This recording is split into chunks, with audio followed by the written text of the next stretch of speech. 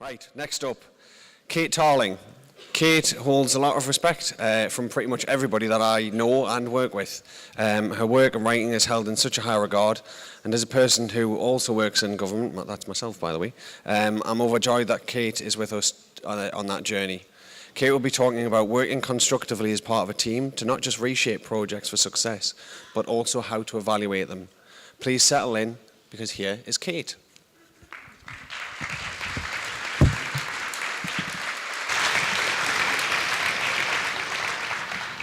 Thank you for that introduction. I'm Kate Tarling.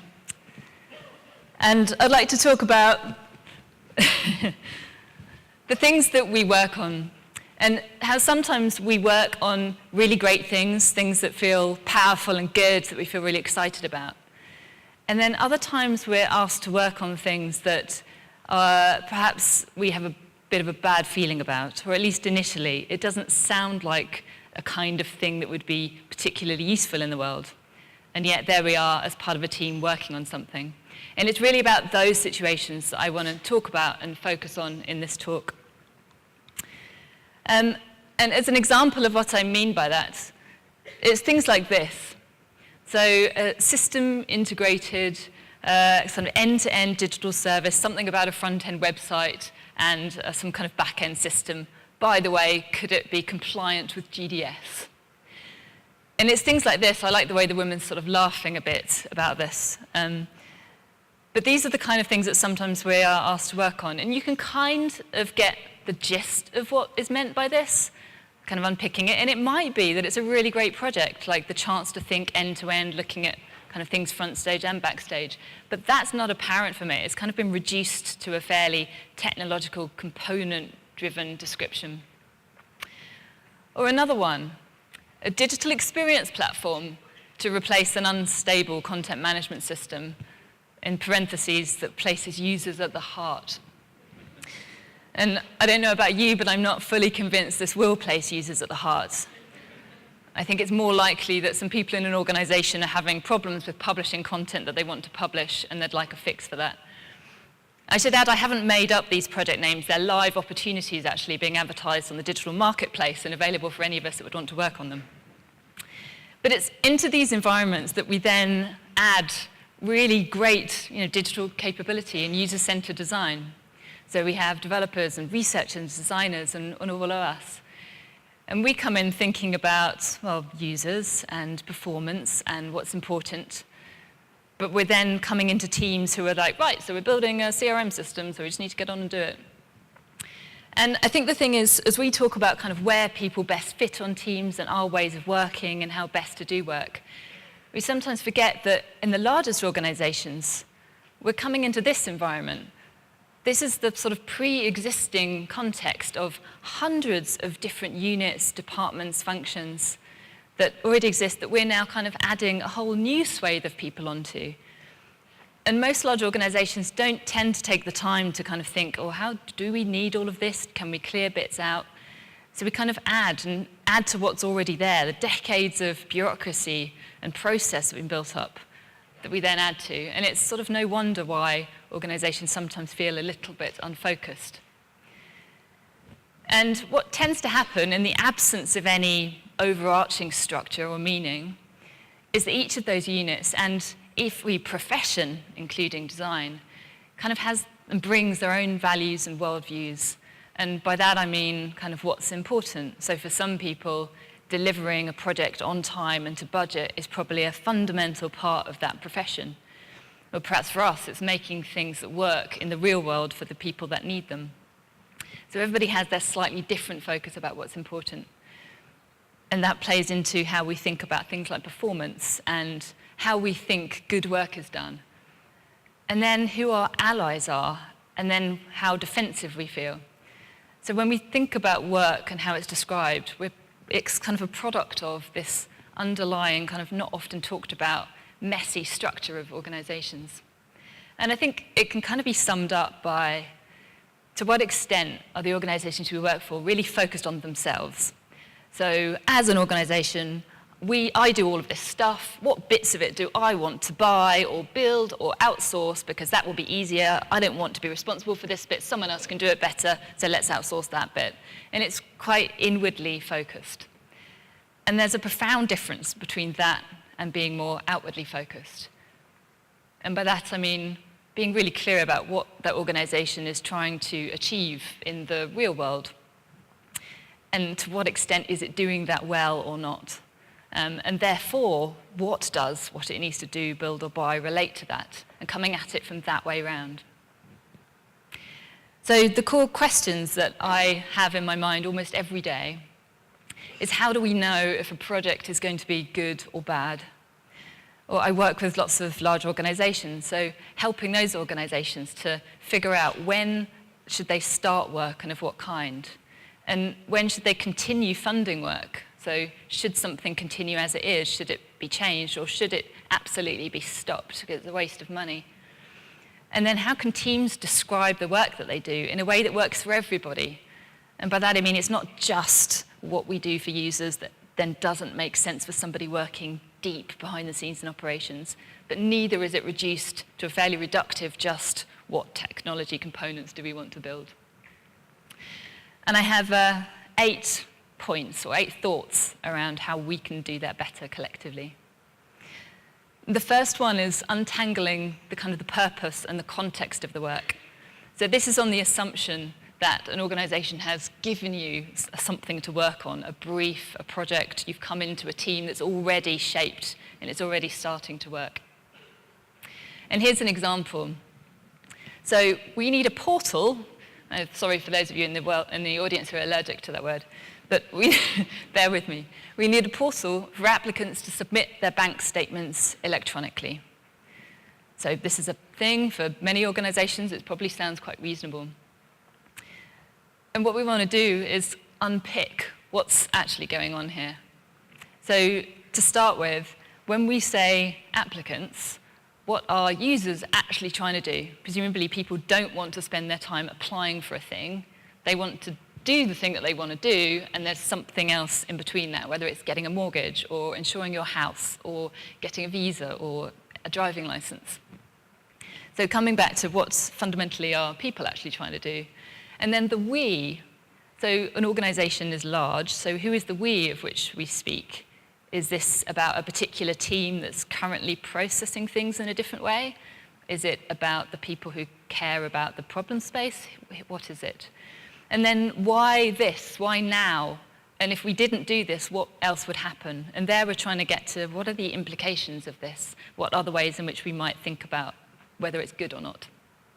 And why this portal? Usually when people say the word portal, they mean a thing that gathers some stuff together or that does something, rather than it being a gateway to another dimension. But why this? If not a portal, how else might we do it? And then why do users need to do this? And what does that data tell us? We're talking about bank statements, it's financial something. What are we doing? And what does that allow us to do when we say electronically? And getting to that, like, are we talking about the fact that there are reams of paper being passed around and it's slow and it takes time and it's unclear? And is it about an efficiency gain then? And so we kind of gradually unpick what's really going on so that we can come up with a set of plain English statements about the change we're trying to make happen. And essentially with the team, we're trying to figure out what would make the thing we're trying to do good, as opposed to just a portal existing in the world. So the second point, establish the level at which the work is happening. And by that, I mean, we kind of have so many levels that we work at. So in some cases, we're talking about a really enormous end-to-end service, or another thing might be, very granular, detailed about some change we're making to how data's derived or worked on. And when projects become unclear is usually because we've lost the relationship between these things, or they're so abstract no one can figure out what the relationship is, or if there is one in the first place. And so as an example, we might be, particularly in kind of large consultancy land, we might have opportunities to think about designing from scratch a big end-to-end service. So that's the kind of work that happens at that level. Or to pick another one, we might be improving or changing just a task, so an activity. So that could be, in the case before, actually it's about how people prove that they meet some criteria or not. So that's not really a service in its own right, it's just a part of how something works. Or we could be working on making an API available. So there we're working kind of firmly at the kind of data level. And it's usually got a much kind of bigger context. And that way we can break away from it just being, well, the data is made available, so our job is done, to, well, what data and how, and is it really available, and to whom and when, and the bigger questions around it. And so to take that portal example, I think probably what we're talking about is a change to some tasks, so about checking eligibility, and then probably some kind of technology change, and then some data change. And that feels like it's a more helpful way to think about it and relate it to something bigger that's going on for a user. And related to that, I guess we're talking about placing the work in context of either a broader service, if the thing you're working on is a service, or if it's something else, placing it in the context of how humans approach things. And to give an example of that, let's say this is an abstracted version of a service. If you work on a product that really isn't part of a service, you might think about this as sometimes called customer lifecycle. So how does somebody even find out about the thing? How do they go about getting to it, using it, and then making sure it's the right thing? And something we found really helpful, is identifying what desired outcomes are for each of these stages. So by that I mean, if this part of it worked really well, what things would we see happen? And so in this case, it's the kind of the very early bit. So someone's got to figure out that they're meant to be doing something, or that your product is even available to them. So if that works well, then users should know about the thing and be able to find the right thing for them and understand what to do next, or count themselves out. So if I'm never going to be eligible for your mortgage, like, it's best if you don't waste my time, and the organization doesn't waste their time too. Or to pick another example from the organization's perspective, and let's assume there's some kind of decision-making process going on. So they presumably want to make a fair, fast, and evidence-based decision, and one that the user actually understands, and in time for when a user actually needs it. And so those are kind of things that if this is working well, this is what should happen. This should be the end result.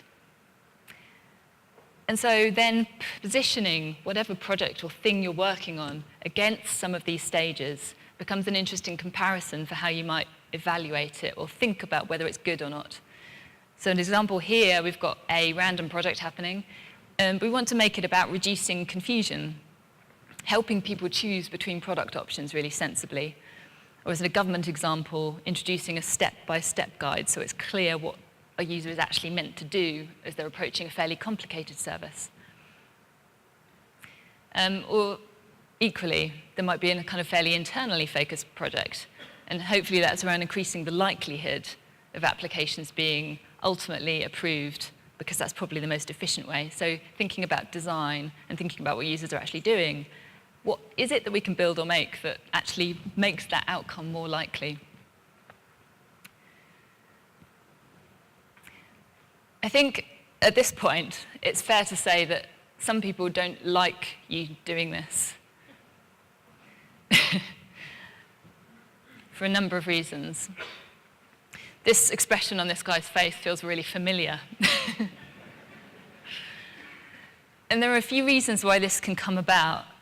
And some of them are really valid, and you need to really listen to them. Something I like to do is anticipate what an intelligent person would say if they fundamentally disagreed with everything that I've just gone through, and to write those down ahead of time, and then work with a small set of people to come up with what we think our best answer or our best response to this is. Is it a fair challenge? Probably, well, most challenges are usually fair. It doesn't mean they're right. So how would we answer that? Are we so sure of our own approaches? And to give you a sense of things that I've definitely come across, one is like, we just don't have time for you to unravel this. We've got 2 months to deliver a complicated thing. It's already impossible. It's taken us months to get to this point. Don't you dare come in this room and start meddling with what we were already set and feeling reassured about doing. Or another challenge is, yeah, sounds great. We're already doing everything you say. Everything is fine. And either you need to go and prove it's not, or stop meddling. And that's a bit of a deflection tactic, for then you have to go off and do all of the hard work because you strongly suspect that the thing that's being worked on perhaps isn't doing what it could be. Or good enough is okay. We don't need the gold standard, as if the idea of being clear about your work and how you might evaluate it is the gold standard. And I think this next one is really common. Well, that's great. Ideally, yes, really understand where you're coming from, would love to.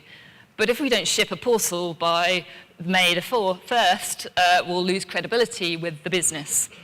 And that takes precedence over everything else. Or the user's perspective isn't relevant to this, don't worry about it, it's fine.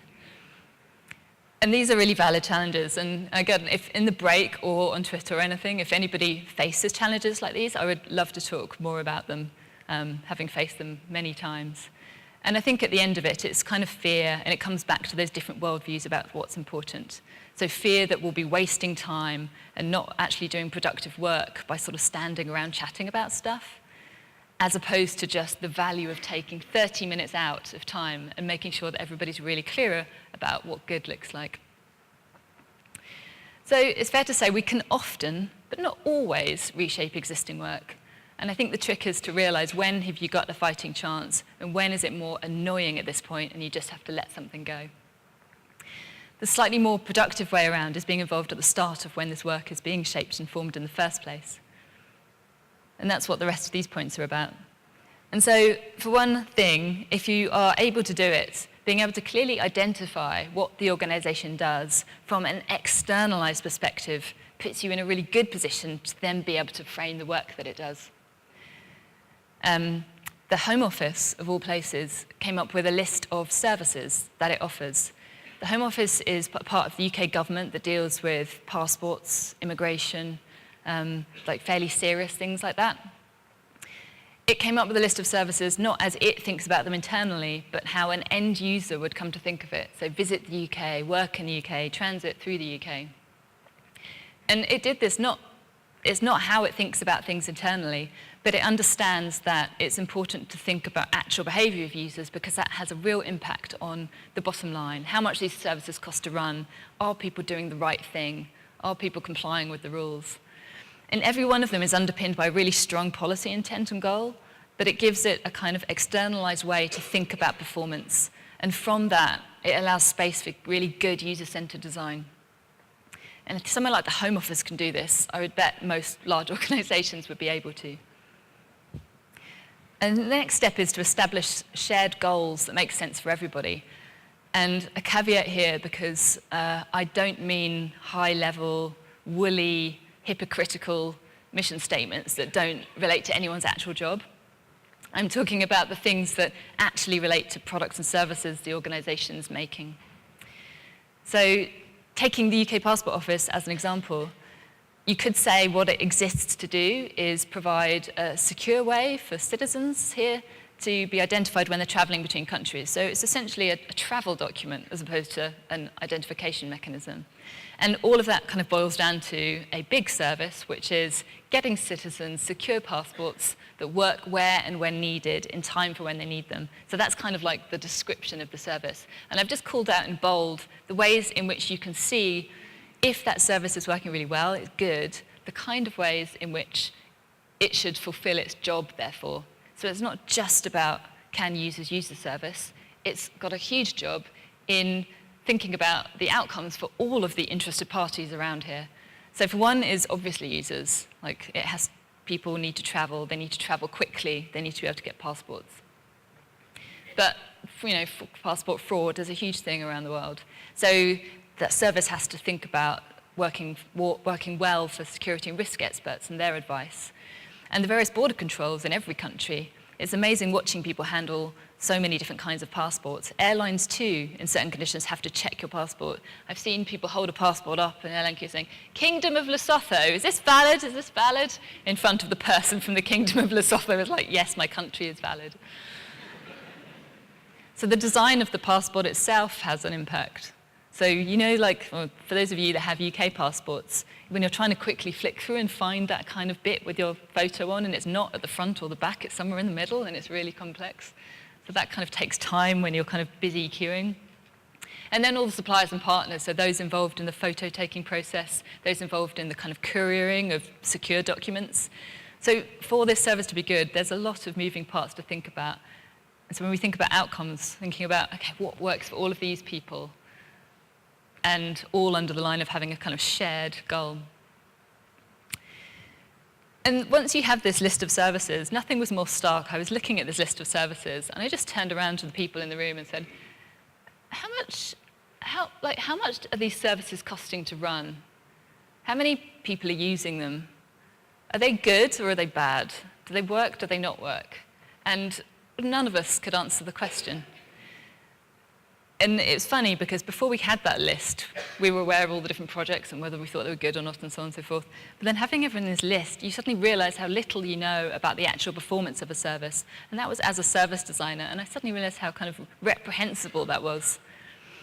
So finding out how the things that you're ostensibly working on are performing, especially if you're making improvements.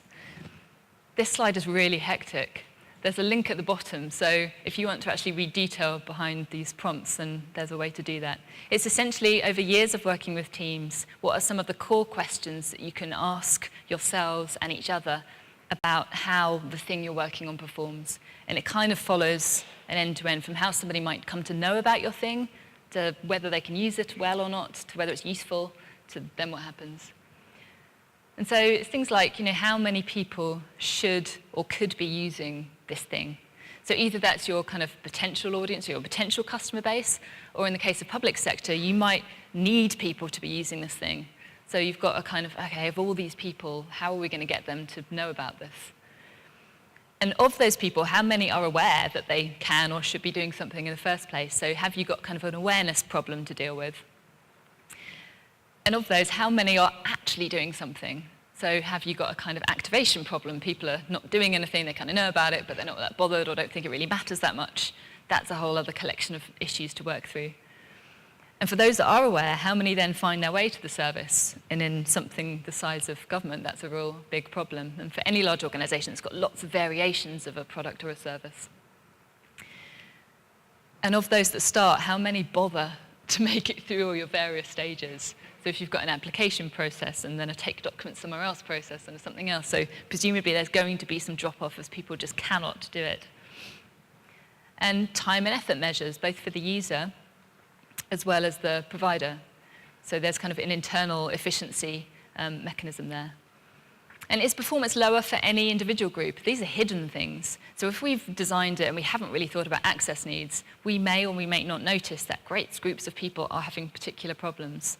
So that's a kind of special category to look for.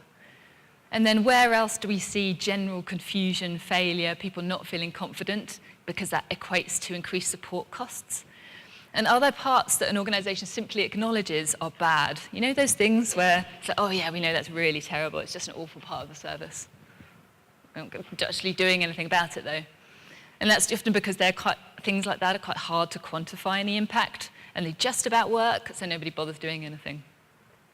And then more radically, if we were going to start from scratch, or if we were going to make fundamental improvements, what would be the very best way to get to that overall service outcome we're aiming for? So, last few points to think about. So one is around using those desired outcomes as the basis for radically redesigning products and services. And there are kind of two ways of coming at this. I have an example from just a workshop we're running with senior leadership and many other people around the organization, like a series of workshops, trying to get to, if this service works really well, forget how it's done or how it happens, but what kind of things would we see happening that potentially we could measure or evaluate? And you can't measure or evaluate everything, but that's very different to not being able to measure or evaluate anything. So we came up with a series of prompts, and they sound kind of like basic common sense things. So in this case, the application process, because there is one, captures sufficiently accurate information such that the organization can process it there and then without having to kind of go back and say, what was this, you missed this, that was inaccurate. So that's just one point along this big service. And so either you can use a set of outcomes like that to then think, okay, what would be the really best way that we use technology, or we do something really different with the people that we have working on it to make that real, to make that happen, and work on getting to there over time. Or if you're in the kind of organization that likes to think up ideas like, how might we use artificial intelligence? How might we use automatic robotic processing? How might we best use machine learning? So kind of starting from here's a solution, where should we deploy it? It's a kind of nice sort of bumper against that. So you can be like, yeah, we could. Is that the best way of getting to these outcomes? And you can do it whether the service exists or not. And so that's something to think about, and it's a kind of, almost like a protector against kind of people imagining all kinds of technological solutions or innovation for something that really doesn't relate to what people are actually needing. Okay, so to summarize, there's quite a lot of points we've just run through. As a kind of step process that I sometimes think about when I'm thinking about reframing work. The first is really untangling the purpose and the context. And that's usually because you're taking something, a piece of work or project or a brief that already exists or has already been set and kind of picking it apart. And the second bit is around establishing the level that it works at. So is it big? Is it like little? How does it relate to something that actually makes sense for somebody in the outside world? Because therein lies the route to thinking about good performance measures.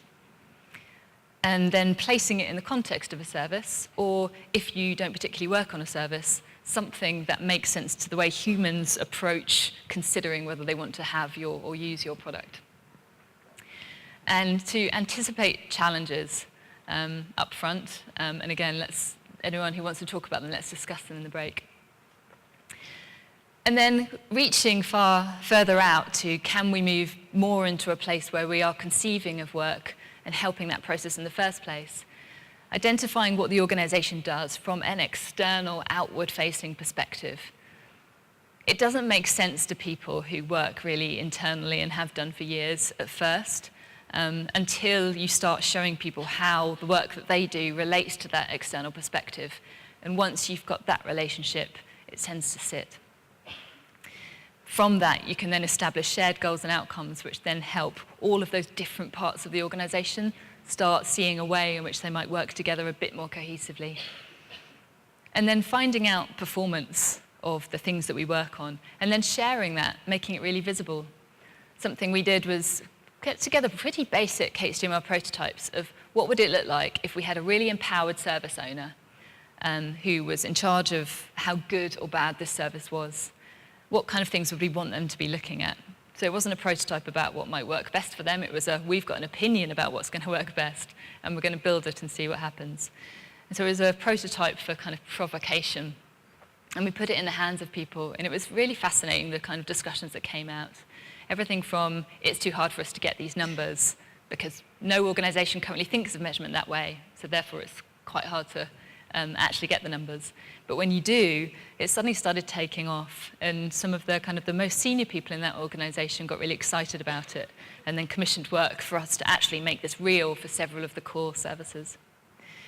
And then finally, using outcomes as the basis for redesign. And it doesn't matter if the service doesn't exist yet. You can kind of have a go at thinking, what does good look like once you know a little bit about the context, and then kind of keep iterating and changing it from there. Okay, so if any of these points have made sense or feel like they're relevant to the work you do, there's a link there to a bit more detail and more examples about this. But thank you very much for listening.